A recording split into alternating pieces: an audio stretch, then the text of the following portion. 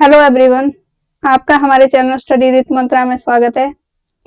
आज सामान्य हिंदी में हमारा टॉपिक रहेगा वाक्यांश के लिए एक शब्द या अनेकानेक शब्दों के लिए एक शब्द। तो चलिए स्टार्ट करते हैं आज की क्लास। शब्द यहाँ पे वाक्य दिया गया है ऊपर की तरफ चढ़ने वाला। इसके लिए एक शब्द यूज किया जाता है आरोही। ऋण के बदले धरोहर के रूप में रखा गया वस्तु या दास उसको कहा जाता है अहितक। मान लो आपने किसी से ऋण लिया है और उसके रूप में आप उसके बदले में आप कोई चीज गिरवी रखते हैं तो उसको कहा जाता है अहितक। ऋण ना चुकाने वाला नादिहंत।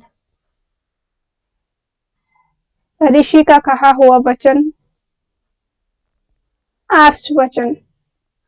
ऋषि निर्मित या कथित इसको कहा जाता है आर्ष। और इसी प्रकार से कुछ अन्य वाक्य जैसे एक दिन के अंदर आने वाला ज्वर इसको कहा जाता है एक तरह। एक देश द्वारा दूसरे देशों से वस्तु को मंगाया जाना इसको कहा जाता है आयात। जैसे इंडिया में बाहर से कई वस्तुएं मंगवाई जाती है, उदाहरण के लिए क्रूड ऑयल बाहर से आयात किया जाता है। एक प्रकार का गीत जो सवेरे गाया जाता है उसको कहा जाता है प्रभाती। एक मत जिसमें जीवन की सच्चाई और कठिनाइयों से भागने की प्रवृत्ति हो उसको कहा जाता है पलायनवाद। एक व्यक्ति की शांत सत्ता की विचारधारा उसको कहा जाता है अधिनायकवाद। जिसमें एक व्यक्ति की विचारधारा ही सर्वोपरि हो उसको कहा जाता है अधिनायकवाद। एक व्यक्ति द्वारा चलाए जाने वाली शासन प्रणाली इसको कहा जाता है तानाशाही। एक से अधिक पत्नी रखने की प्रथा इसको कहा जाता है बहुपत्नीत्व प्रथा। एक से अधिक बातों में कोई एक बात इसको कहा जाता है विकल्प। एक से अधिक माताओं से पैदा हुए भाई शब्द दिया जाता है अन्योदर। एक स्थान पर केंद्रित शक्तियों और अधिकारों को बांट देना इसको कहा जाता है विकेंद्रीकरण। एक ही जाति के या सेम जाति के इनको कहा जाता है सजातीय।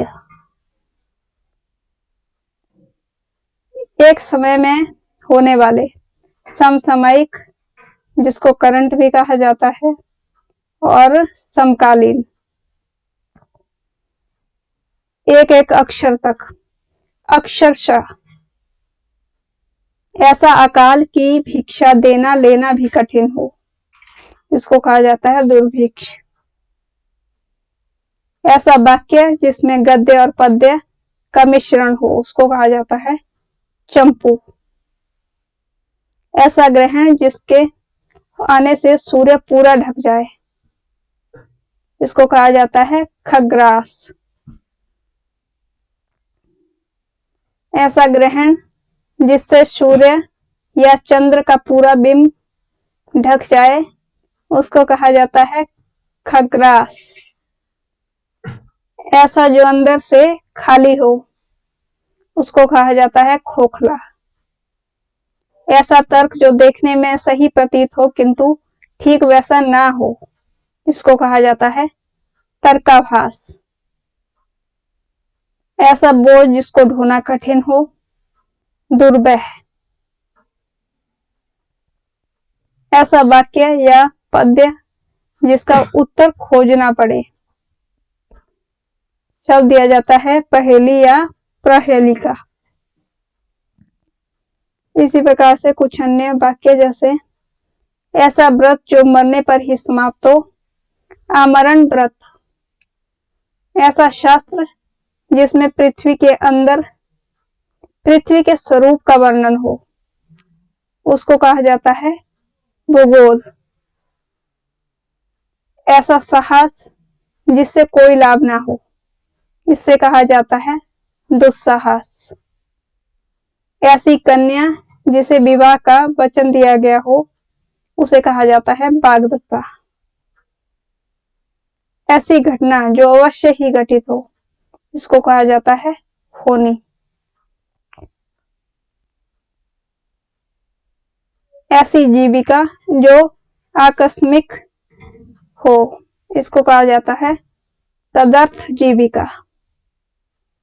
ऐसी प्रशंसा जो निंदा का भाव पैदा करे इसको कहा जाता है अपस्तुति। ऐसी बुद्धि जो ठीक समय पर तीक्ष्ण किसी बात पर व्यक्ति सोच ले। मतलब यदि आपके सामने कोई प्रॉब्लम आती है और आप तुरंत उसका सॉल्यूशन खोज लेते हैं तो उसको कहा जाता है प्रत्युत्पन्न मति। प्रत्युत्पन्न मति ये काफी बार एग्जाम में पूछा गया है, इसका ध्यान रखना है। ऐसी वस्तु जो पीने योग्य हो उसको कहा जाता है पेय। ऐसी व्यवस्था करना कि बाहर के तापमान का प्रभाव भीतर ना पड़े इसको कहा जाता है वातानुकूल। कंधों के बीच का भाग वक्षस्थल इसको कहा जाता है अंतराश। इस सब का यदि आपको पीडीएफ चाहिए तो आप टेलीग्राम चैनल से दे सकते हैं जिसका डिस्क्रिप्शन में लिंक दिया गया है। कटा फटा हुआ इसके लिए शब्द यूज किया जाता है क्षत विक्षत। कठिनाई से पैसा निकालने वाला मतलब जो कंजूस हो उसको कहा जाता है कृपण। कनिष्ठा और मध्यमा के बीच की उंगली इसको नाम दिया जाता है अनामिका। कन्या के लिए मानी जाने वाली दिशा को कहा जाता है दिक् कन्या। कमल की डंडी इसको कहा जाता है मृणाल। कमल के समान चरण इसको कहा जाता है चरण कमल। कमल के समान आंखों वाली इसको कहा जाता है कमल नयनी।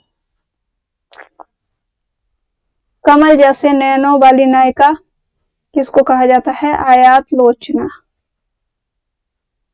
करुण स्वर से चिल्लाना इसको कहा जाता है चित्कार।